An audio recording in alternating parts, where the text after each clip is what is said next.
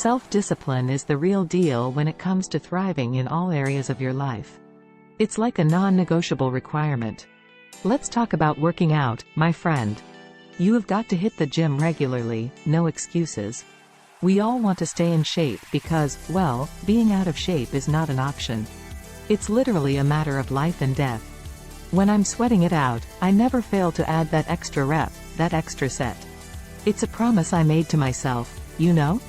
But here's the thing, making time for workout sessions can be a real challenge with all the hustle and bustle of the business world and family commitments. So, you know what? I made it a priority in my life.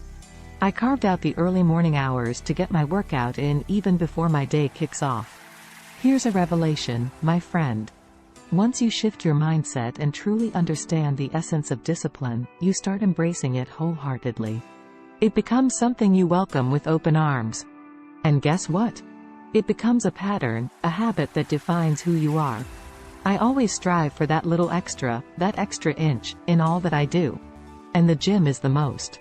When everyone else is enjoying themselves, you must possess the fortitude to stay focused. You must remind yourself that you owe it to yourself to strive for personal growth and to maximize your skills and abilities, as well as your perception of yourself.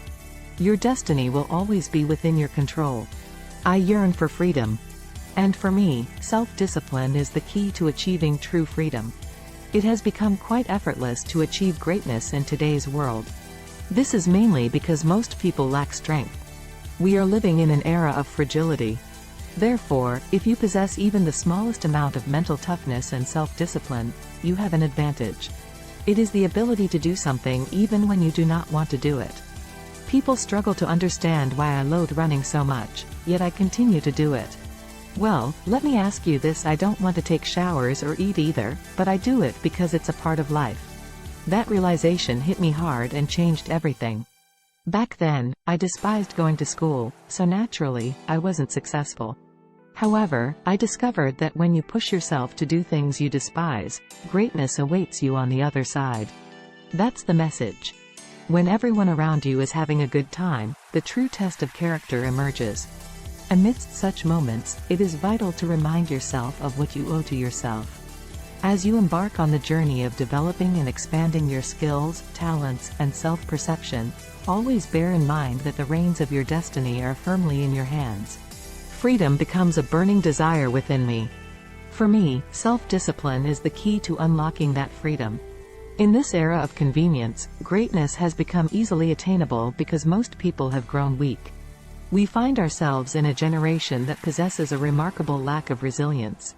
However, if you possess even a fraction of mental toughness and self-discipline, you hold a remarkable ability.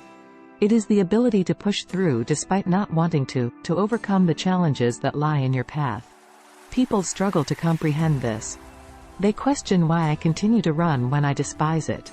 But let me ask you this: I don't want to take showers or eat either. I detest those activities, too. It's simply a facet of life. It was not until I changed my mindset that I dared to become someone.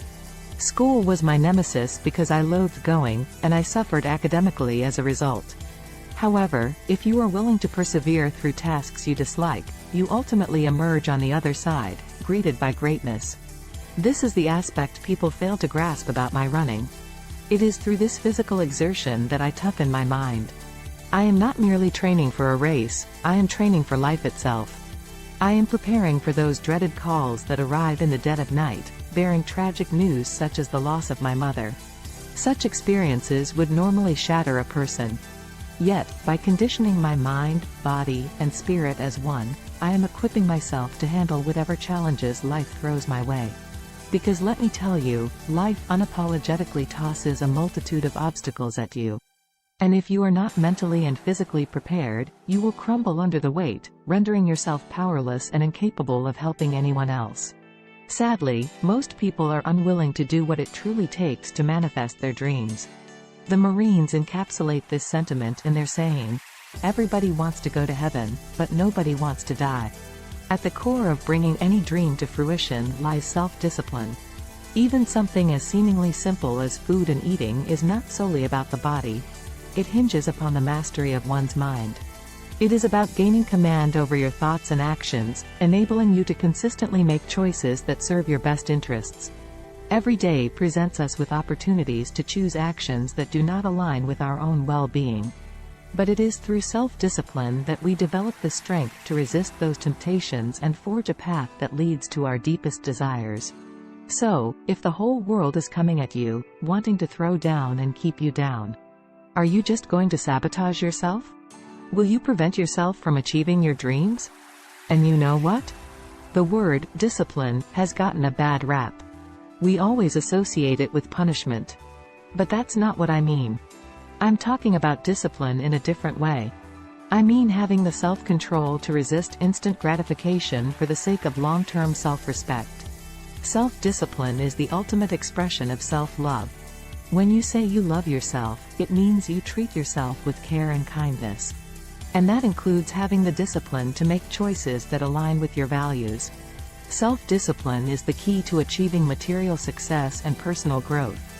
You can't win the battles of life if you can't conquer the battles in your own mind. Self-love is when you say to yourself, hey, I know you're really into that person and it feels great. But they're your significant other's family. So, I care too much about you to let you go there. It's like saying, hey, I know you're craving that delicious pizza and it's tempting as hell. But if you eat it, you'll feel like crap afterward. And I love you too much to let you go through that. Self-love is also saying, hey, I know it's Saturday night and you want to hang out with your friends. But you've got a big test on Monday. Failing that won't make you feel good about yourself. And I love you so much to let you drop the ball. Self-discipline is self-love. If you want to be truly happy, you've got to love yourself. And that means having the discipline to control your actions and make choices that serve your greater good. The path to lasting happiness lies in mastering self-discipline. We often base our self-worth on others' opinions, but that's a dangerous game. True self-esteem should come from within. Relying on others to determine how we feel about ourselves is like looking in a broken mirror. You'll constantly be changing yourself to fit someone else's distorted perception. Letting others dictate our self-worth is no way to live. Thanks for watching.